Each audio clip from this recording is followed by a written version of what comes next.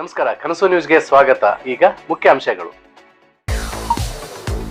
ಷಷ್ಠಿ ಪೂರ್ತಿ ಅಭಿನಂದನಾ ಸಮಾರಂಭ. ಕೊಪ್ಪಳ ಶ್ರೀ ಗವಿಮಠದ ಶ್ರೀಗಳ ಆಶೀರ್ವಾದ.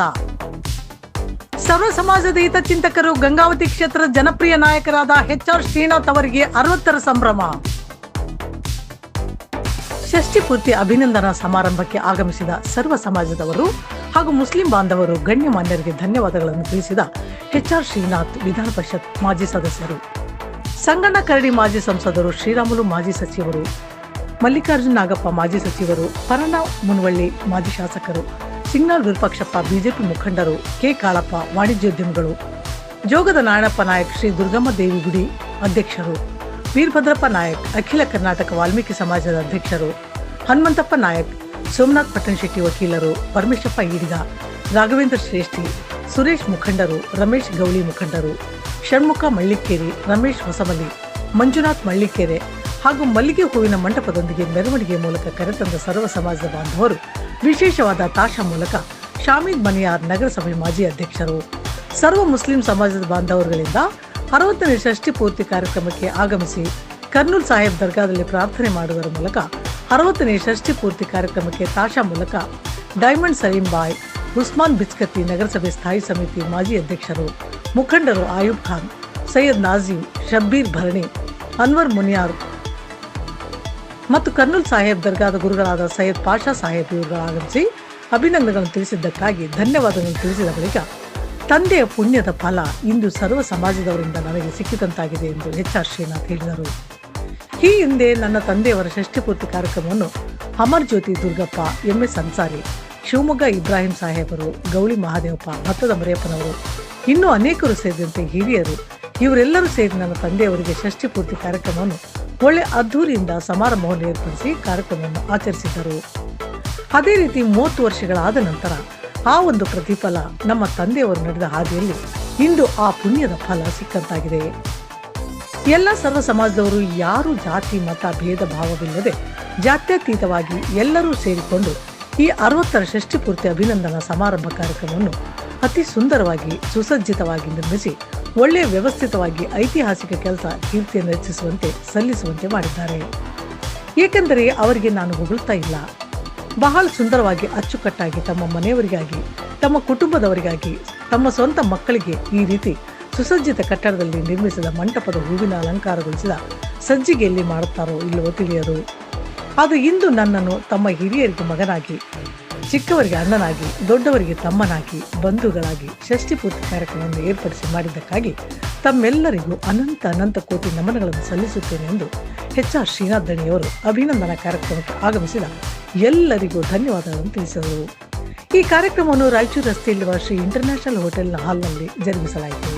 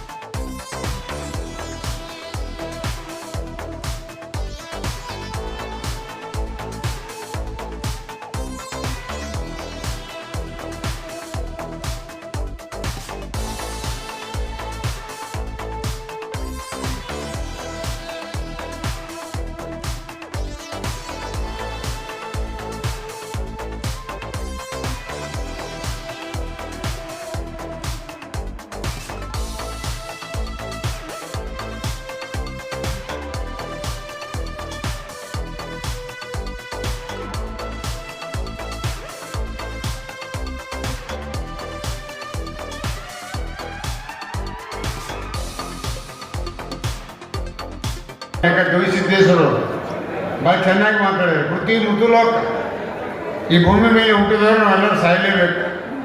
ನಮ್ಮ ಜೀವನ ಹೇಗಿದೆ ಅಂದರೆ, ಭೂಮಿ ಮೇಲೆ ನಾವು ಬಂದವರು ಯಾತ್ರಿಕರು, ಪ್ರಯಾಣ ಮಾಡಬೇಕು, ಜಾಗ ಖಾಲಿ ಮಾಡಬೇಕು. ಆ ಭಗವಂತನ ಆದೇಶ ಬಂದಾಗ ನಾವು ಭೂಮಿ ಬಿಟ್ಟು ಹೋಗ್ಬೇಕಾಗ್ತದೆ, ನಾವು ಓಡಾಡ್ಕೊಂಡು ಕೊಡೋಕ್ಕಾಗೋದಿಲ್ಲ. ಆದರೆ ಮನುಷ್ಯನ ಜನ್ಮ ಆಕಸ್ಮಿಕವಾದ ಸಾವು ಸ್ವಾಭಾವಿಕ ಅನ್ನುವಂಥ ಅರಿವು ನಮ್ಮೆಲ್ಲರಿಗೂ ಇದ್ದರೂ ಕೂಡ ಈ ಮಧ್ಯದಲ್ಲಿರ್ತಕ್ಕಂಥ ನಮ್ಮ ಜೀವನ, ಸಾವು ಮತ್ತು ಹುಟ್ಟು ಮಧ್ಯದಲ್ಲಿರ್ತಕ್ಕಂಥ ಜೀವನ 4 ಜನರಿಗೆ ಒಳ್ಳೆಯ ಕೆಲಸಗಳನ್ನು ಮಾಡಿ ನಾವು ಅವರಿಗೆ ತೃಪ್ತಿರಾದಾಗ ನಿಜವಾಗಿ ಮನುಷ್ಯರಾಗಿ ನಡಲಿಕ್ಕೆ ಸಾಧ್ಯ ಆಗ್ತದೆ. ಅಂಥ ಒಂದು ಪ್ರೀತಿ ನಮ್ಮ ಸಹೋದರ ಅಂತ HR ಶ್ರೀನಾಥ್ ಅವರು ನಿಮ್ಮೆಲ್ಲರ ಒಡನಾಟ ಆಗಿ ಬಡವರು ಬಂದಾಗಿ ನಿಮ್ಮಲ್ಲಿ ಯುವಕರಲ್ಲಿ ಯುವಕರಾಗಿ ಹಿರಿಯರಲ್ಲಿ ಹಿರಿಯರಾಗಿ ಅನೇಕ ತಾಯಂದಿರಿಗೆ ತಮ್ಮನಾಗಿ ಅನೇಕ ಹಿರಿಯರಿಗೆ ಮಗನಾಗಿ ನಿಮ್ಮ ಜೊತೆಗಿದ್ದು ಅನೇಕ ಕೆಲಸಗಳನ್ನು ತಮ್ಮ ಅವಧಿಯಲ್ಲಿ ಮಾಡಿದ್ದಾರೆ. ತಂದೆ ಆಗಿ ಅವರು ಕೂಡ ಹೃದಯ ಶ್ರೀಮಂತರಿದ್ದಾರೆ. ಹೀಗಾಗಿ ತಾವ್ಯಾರು ಅನ್ಯತಾ ಭಾವಿಸಬಾರ್ದು. ಈಗ ಸ್ವಲ್ಪ ಸಮಯದಲ್ಲಿ ಅವರನ್ನು ಕೂಡ ನಿಮ್ಮನ್ನು ಉದ್ದೇಶ ಮಾತನಾಡ್ತಾರೆ. ನಾವು ಬೆಳಗ್ಗೆ ಬೆಂಗಳೂರಿನಿಂದ ಬಂದಿದ್ದೇವೆ ಸಲುವಾಗಿ ನಿಮ್ಮ ಅಭಿಮಾನವನ್ನು ಮೂಲೆ ಕೂತಿದ್ದೆವು. ನಾವು ಬೇರೆಯವರಿಗೆ ಸನ್ಮಾನ ಮಾಡಿ ಊರಿಗೆ ಹೋಗ್ಬೋದಿತ್ತು. ಆದರೂ ನಿಮ್ಮ ಅಭಿಮಾನ ನಮ್ಗೆ ಅರ್ಥ ಆಗ್ತದೆ. ಆದರೆ ಅಭಿಮಾನದ ಒಂದು ಶಿಸ್ತಾಗಿ ಆದರೆ ನೀವು ಕೂಡ ಛಾಯಾಗ್ರಾಹಕರ ಮುಂದೆ ನಿಮ್ಮ ಫೋಟೋ ಕೂಡ ಬರ್ತದೆ, ನಿಮ್ಮ ಅಭಿಮಾನ ಕೂಡ ಎದ್ದು ಕಾಣ್ತದೆ. ಇಲ್ಲದೇ ಇದ್ರೆ ಅರ್ಥ ಇಲ್ಲ. ಎಲ್ಲರೂ ಬ್ಯಾಂಕ್ ಮಾಡೋದ್ರಿಂದ ಅವರಿಗೂ ತ್ರಾಸ, ನಿಮಗೂ ತ್ರಾಸ. ಹೀಗಾಗಿ ದಯವಿಟ್ಟು ತಾವೇನು ಇನ್ನೂ ಸ್ವಲ್ಪ ಜನ ಉಳಿದಿದ್ದೀರಿ, ನಿಮ್ಮೆಲ್ಲರ ಅಭಿಮಾನವನ್ನು ಸ್ವೀಕರಿಸ್ತಾರೆ. ನಾವು ಊಟ ಮಾಡಿಲ್ಲ, ಅವ್ರು ನಾವು ಕೂಡ ಊಟ ಮಾಡ್ತೇವೆ. ನಾವಿನ್ನೂ ಊಟ ಮಾಡಿಲ್ಲ. ನಿಮ್ಮ ಅಭಿಮಾನ ಸ್ವೀಕರಿಸಿದ ಮೇಲೆ ನಿಮಗೆ ಅವರು ಅಭಿನಂದನೆ ಕಾರ್ಯಕ್ರಮ ಸಲ್ಲಿಸಿ ಮಾತಾಡ್ತಾ ಇರ್ತಕ್ಕಂಥ ಸಂದರ್ಭದಲ್ಲಿ ನಾನು ಹೆಚ್ಚಿಗೆ ಮಾತನಾಡಿದೆ. ಇವತ್ತೇನು ಎಲ್ಲ ಗಂಗಾವತಿಯ ಸಮಾಜದ ಮುಖಂಡರು, ಸರ್ವ ಸಮಾಜದ ಮುಖಂಡರು ಒಂದಾಗಿ ಇವತ್ತು ಎಚ್ ಆರ್ ಶ್ರೀನಿವಾಸ್ ಅವರ ಸೃಷ್ಟಿ ಪೂರ್ತಿಯ ಕಾರ್ಯಕ್ರಮವನ್ನು ಭಾಳ ಪ್ರೀತಿಯಿಂದ ವಿಶ್ವಾಸದಿಂದ ಮಾಡಿದ್ದೀರಿ. ನಾನು ಸಮಾಜ ಬಾಂಧವನಾಗಿ ಅವರ ಸಹೋದರನಾಗಿ ಅವರಲ್ಲಿ ನಾನು ಕೂಡ ಒಬ್ಬನಾಗಿ ನಿಮ್ಮೆಲ್ಲರಿಗೂ ಹೃದಯಪೂರ್ವಕ ಧನ್ಯವಾದ ಸಲ್ಲಿಸಿ ನನ್ನ ಮಾತನ್ನು ಮುಗಿಸ್ತದೆ. ಎಲ್ಲರಿಗೂ ನಮಸ್ಕಾರ.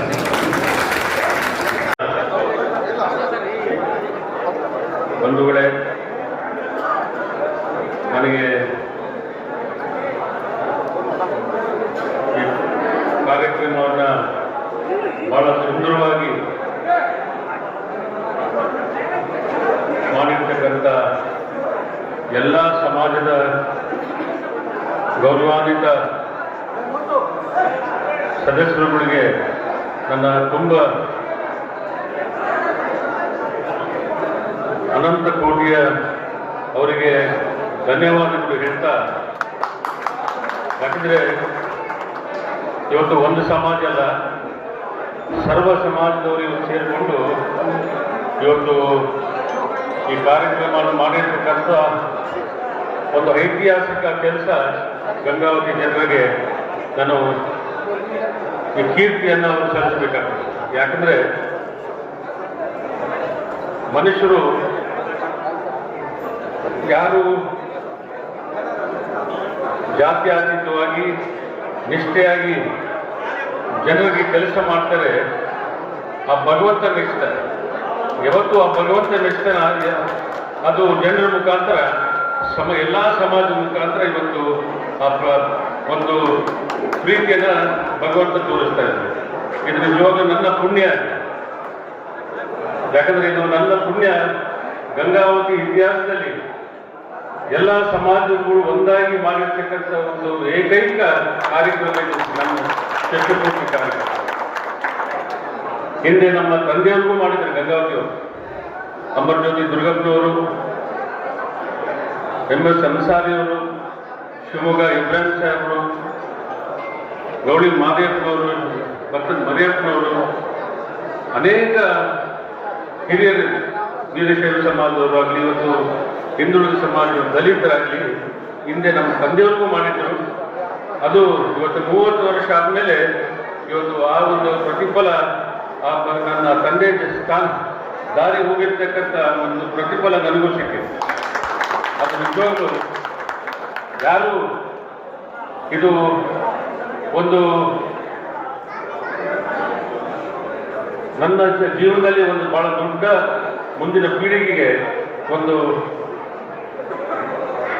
ಹೊಸ ಅಧ್ಯಾಯ ಅಂತೇಳಿ ನಾನು ಹೇಳಿ ಬರ್ತೇನೆ. ಯಾಕೆಂದರೆ ಯಾರು ಜಾತಿ ಹೆಸರ ಮೇಲೆ, ಯಾರು ಧರ್ಮದ ಹೆಸರ ಮೇಲೆ, ಮಾನವ ಹೆಸರ ಮೇಲೆ ನಾವು ರಾಜಕೀಯ ಮಾಡಬೇಕು.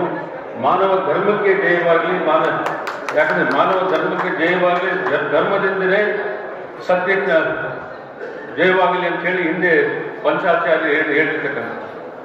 ಅದರಿಂದ ನಾವು ಬಹಳ ಧನ್ಯವಂತರು. ಇವತ್ತು ಎಲ್ಲ ಸಮಾಜಗಳು ವಿಶೇಷವಾಗಿ ವೀರಶೈವರು, ಹಿಂದುಳಿದವರು, ಕ್ಷತ್ರಿಯ ಒಕ್ಕೂಟದವರು, ನೇಕಾರ ಒಕ್ಕೂಟದವರು, ದಲಿತರು, ಅಲ್ಪಸಂಖ್ಯಾತರು ಎಲ್ಲರೂ ಸೇರಿಕೊಂಡು ಇವತ್ತು ನನ್ನ ಒಂದು ಬಹಳ ದೊಡ್ಡ ಗೌರವವನ್ನು ಕೊಟ್ಟಿರ್ತಕ್ಕಂಥದ್ದು.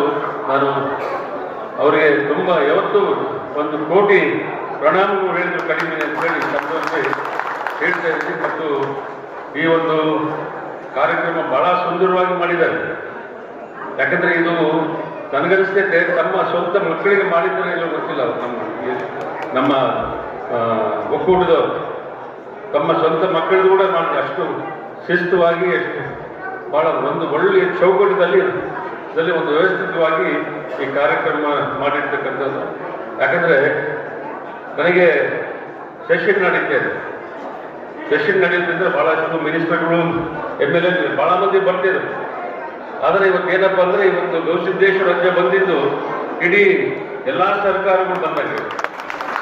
ಅದು ನನ್ನ ಪುಣ್ಯ. ಇವತ್ತು ಈ ನಮ್ಮ ಕಮಿಟಿಯವರಿಗೆ ನಾನು ತುಂಬ ಹೃದಯದಿಂದ, ಯಾಕಂದರೆ ಅವರ ಒಂದು ಒತ್ತಾಯದ ಮೇಲೆಗೆ ಗುರುಗಳು ಬಂದು ನನಗೆ ಆಶೀರ್ವಾದವನ್ನು ಮಾಡಿದ್ದಾರೆ. ಇವತ್ತು ಅವ್ರ ಜೊತೆ ನಮ್ಮ ಕೌತಾಳ ಸಾಹೇಬರುಗಳು, ನಮ್ಮ ಕೆಳಮಟ್ಟದ ಗುರುಗಳು, ಹೆಬ್ಬಾಳ ಶ್ರೀಗಳು ಮತ್ತು ಅನೇಕ ಧಾರ್ಮಿಕ ಗುರುಗಳು ಬಂದಿದ್ದಾರೆ. ಅವರೆಲ್ಲರಿಗೂ ಈ ಸಂದರ್ಭದಲ್ಲಿ ನಾನು ಸಾಕ್ಷಾತ್ ಪ್ರಣಾಮಗಳನ್ನು ಹೇಳ್ತಾ, ಮುಂದೆ ಗಂಗಾವತಿ ಒಂದು ಐತಿಹಾಸಿಕ ನಗರ. ಇವತ್ತು ಅನೇಕ ಕಾರ್ಯಕ್ರಮಗಳು ಆಗಿರ್ತಕ್ಕಂಥದ್ದು, ಮುಂದೆ ನನ್ನ ಸಾಧನೆಗಳು ಹಿಂದೆ ಮಾಡಿರ್ತಕ್ಕಂಥದ್ದು ಭಾಳ ಇದೆ. ಆದರೆ ನನಗೆ ಇಂಥ ತೃಪ್ತಿ ಆಗ್ತಿಲ್ಲ. ಗಂಗಾವತಿಗಿನ್ನ ಸಾಕಷ್ಟು ಮಾಡಬೇಕಾಗಿದೆ. ಮಾಡಬೇಕಂದ್ರೆ ಇವತ್ತು ನನಗೆ ಅಧಿಕಾರ ಬೇಕಾಗಿದೆ. ಇವತ್ತೇನು ನಾನು ಇದ್ರ ಒಂದು ರಾಜಕೀಯ ವೇದಿಕೆ ಅಂತ ಹೇಳಿ ನಾನು ಕೊಡ್ತಾ ಇಲ್ಲ.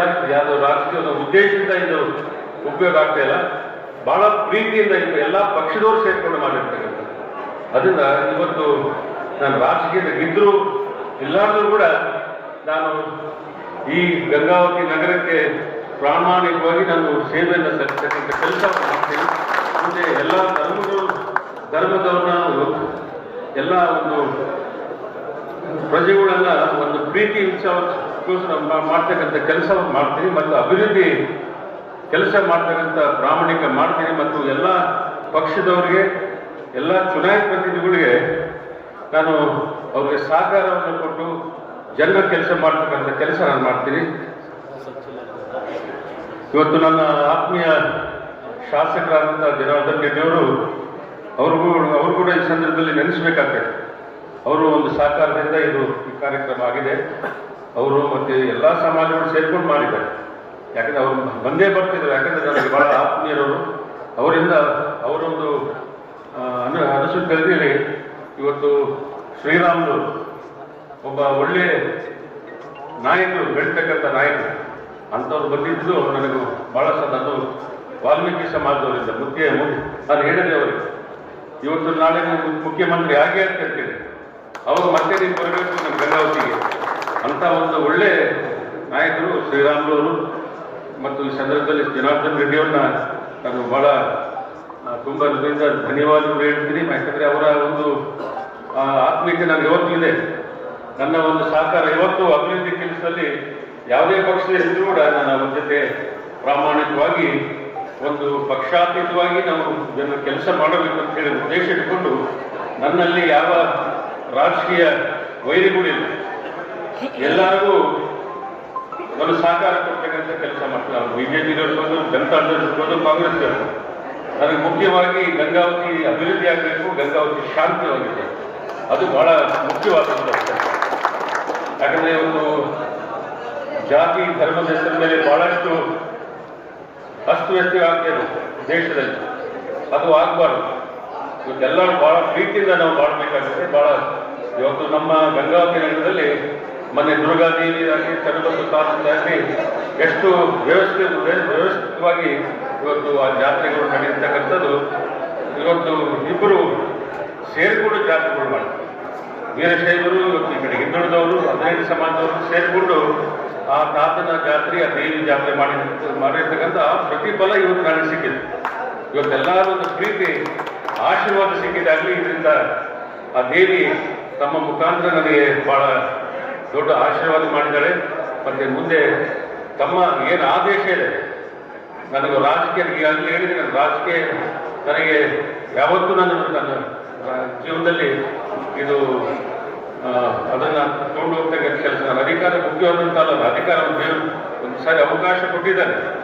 ಆದರೆ ಕೂಡ ನನಗೆ ಏನೇನು ಕೆಲಸ ಮಾಡ್ತಕ್ಕಂಥ ಒಂದು ಶಕ್ತಿ ಆ ಭಗವಂತ ಕೊಟ್ಟಿದ್ದಾನೆ. ಇವತ್ತು ಯಾವುದೇ ಯೋಜನೆಗಳು ತರಬೇಕು, ನಾನು ರಾಜಕೀಯದಲ್ಲಿ ಇಲ್ಲಂದ್ರೂ ಕೂಡ ನಾನು ಆ ಯೋಜನೆಗಳನ್ನು ತರಬಹುದು. ಅದರಿಂದ ಇವತ್ತು 2 ರೈಲ್ವೆ ಲೈನ್ನ, ಈಗಾಗಲೇ ಒಂದು ರೈಲ್ವೆ ಲೈನ್ ಅಂತ ಇದ್ದೇವೆ, ಗಿಡಿಗೇರಿಂದ ರಾಯಚೂರಿಗೆ, ಗದವರಿಗೆ, ಮತ್ತು ಇವತ್ತು ಇನ್ನೂ 2-3 ರೈಲ್ವೆ ಲೈನ್ ಗಂಗಾವತಿಗೆ ತರಬೇಕು. ಸೊ ಮುಂದೆ ದೊಡ್ಡ, ಯಾಕಂದ್ರೆ ರೈಲ್ವೆ ಲೈನ್ಗಳು ಬರ್ತವೆ, ಅಲ್ಲಿ ಅಭಿವೃದ್ಧಿ ನಮ್ಮ ದೇಶದಲ್ಲಿ ಆಗ್ತಕ್ಕಂಥ ಕೆಲಸ ಆಗ್ತದೆ. ಮತ್ತು ನೀರಾವರಿ ಅಂತೂ ಹಿಂದೆ ಕಂಪ್ಲೀಟ್ ಆಗಿತ್ತು, ಒಂದು 2000 ಎಕರೆ ನೀರಾವರಿ ಮಾಡಿದ್ದೀನಿ. ಮತ್ತು ಇವತ್ತು 11 ಮೈಲು ಇವತ್ತು ರೈತರು ಮುನಿರಾಬಾದಿಂದ ನಮ್ಮ ಮಲ್ಲಾಪುರ ಇವತ್ತು ಬೆಳೆ ಕಾಣ್ತಾ ಇದೆ ಅಂದರೆ ಹಿಂದೆ ನಮ್ಮ ಕಾಡ ಅಧ್ಯಕ್ಷ ಇದ್ದಾಗ ಇವತ್ತು ಒಂದು ಐತಿಹಾಸಿಕ ನಿರ್ಣಯ ತಗೊಂಡು 12 ತಿಂಗಳ ನೀರು ಅವರು ಕೊಡ್ತಕ್ಕಂಥ ಕೆಲಸ ನಿಮ್ಮೆಲ್ಲ ಆಶೀರ್ವಾದದಿಂದ ಮಾಡಿದ್ದೀನಿ. ಮುಂದೆ ನಮ್ಮ ಗಂಗಾವತಿ ತಾಲೂಕು ಅದೇ ರೀತಿ 12 ತಿಂಗಳು ನೀರು ಕೊಡ್ತಕ್ಕಂಥ ಕೆಲಸ ನಮ್ಮ ಗಂಗಾವತಿ ಕಾಟಿಗೆವರೆಗೂ ಆಗಬೇಕು. ಅದು ನನ್ನ ಕನಸಿದೆ, 12 ತಿಂಗಳ ನೀರು. ಅದರಿಂದ ಇವತ್ತು ನೋಡೋಣ, ಮುಂದೆ ಆ ದೇವಿ ಗಂಗೆ ಒಂದು ತುಂಗಭದ್ರಾ ಆಶೀರ್ವಾದ ಇದ್ದರೆ ಮುಂದೆ ನಾವು ರೈತರು ಇಟ್ಕೊಂಡು ನಾವು 12 ತಿಂಗಳ ನೀರು ನಮ್ಮ ಗಂಗಾವತಿ ನಗರ ರೈತರಿಗೆ ಮುಟ್ತಕ್ಕಂಥ ಕೆಲಸ ನಾವು ಮಾಡ್ತೀವಿ ಅಂತ ಹೇಳ್ತಾ, ಇವತ್ತು ಭಾಳ ಸುಂದರವಾಯಿತು. ಆದರೆ ಅಭಿಮಾನಿಗಳು ನನ್ನ ಮೇಲೆ ಬಂದು ನನಗೆ ಬಂದಿರತಕ್ಕಂಥ ಇದು ಸ್ವಲ್ಪ ವ್ಯವಸ್ಥಾಪನೆಗೆ ನೋವು ಆಗಿರ್ಬೋದು, ಅದೇನಿಲ್ಲ. ನಿಮ್ಮ ಒಂದು ಪ್ರೀತಿ ಸಹಕಾರದಿಂದ ಭಾಳ ಯಶಸ್ವಿಯಾಗಿದೆ, ಭಾಳ ಚೆನ್ನಾಗಿದೆ. ಇದು ಐತಿಹಾಸಿಕ ಕಾರ್ಯಕ್ರಮ. ಯಾಕಂದರೆ ನಾನು ನೋಡ್ತಾ ಇದ್ದೀನಿ, ನನಗೆ ಹೇಳ್ಬಿಟ್ಟಿದ್ದಾರೆ, ನೀನು ಒಂದು ಪೈಸೆ ಕೊಡಬಾರ್ದು, ನೀವು ವೇದಿಕೆ ಅಂದರೆ ಒಂದೇ ಸಾರಿ 29 10 ಗಂಟೆಗೆ ಬರಬೇಕಂತೇಳಿ ನನಗೆ ಆದೇಶ ಮಾಡಿದ್ರು. ನಾವೇ ಮಾಡ್ತೀವಿ, ಯಾರು ಖರ್ಚು ಮಾಡ್ತಾರೆ ಅಂತೇಳಿ ನಮ್ದು ನೀವು ಕೇಳಬಾರ್ದು, ಎಲ್ಲ ನಾವು ಕಮಿಟಿಯವ್ರು ಮಾಡ್ಕೊಂಡು ನಾವು ಮಾಡ್ತೀವಿ, ನೀವು ಬರಬೇಕಂತ ಹೇಳಿದ್ರು. ಅವರ ಆದೇಶ ಪ್ರಕಾರ ನಾನು ಇವತ್ತು ಬಂದಿದ್ದೀನಿ. ಬಂದು ಭಾಳ ಸಂತೋಷ, ಭಾಳ ಗರ್ವ ಪಡ್ತಾ ಇದ್ದೀನಿ. ಇವತ್ತು ಇಲ್ಲಿ ಬಂದಿರ್ತಕ್ಕಂಥ ಎಲ್ಲ ಊರಿನವರು, ವಿಶೇಷವಾಗಿ ನಮ್ಮ ಕೊಪ್ಪಳ ಜಿಲ್ಲೆಯಿಂದ ಬಂದಿರ್ತಕ್ಕಂಥ ಭಾಳ ಮಂದಿ ಬಂದಿದ್ದಾರೆ. ಅವರೆಲ್ಲರಿಗೂ ನಾನು ಈ ಸಂದರ್ಭದಲ್ಲಿ ಧನ್ಯವಾದಗಳು ಹೇಳ್ತೀನಿ. ಬಂದು ನಮ್ಮಿಬ್ಬರಿಗೆ ಆಶೀರ್ವಾದ ಮಾಡಿರ್ತಕ್ಕಂಥದ್ದು ಇವತ್ತು ನಿಜವಾಗ್ಲೂ ನಮ್ಮ ಪುಣ್ಯ, ಪೂರ್ವಜನ್ಮದ ಪುಣ್ಯ.